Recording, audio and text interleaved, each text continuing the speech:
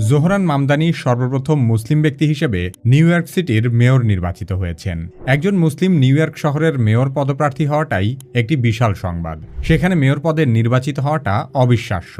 New York, tonight you have delivered a mandate for change, a mandate for a new kind of politics.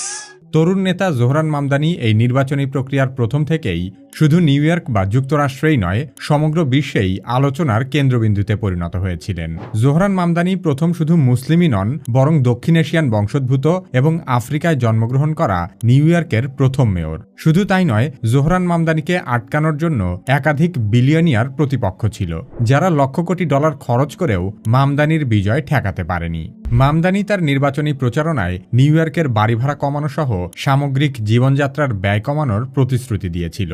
ভোটাররা বলছে, মামদানি যদি তার প্রতিশ্রুতির 10 ভাগের 1 ভাগও বাস্তবায়ন করে, তাও নিউ ইয়র্কবাসীর জন্য অত্যন্ত স্বস্তির বিষয় হবে। On January 1st, I will be sworn in as the mayor of New York City.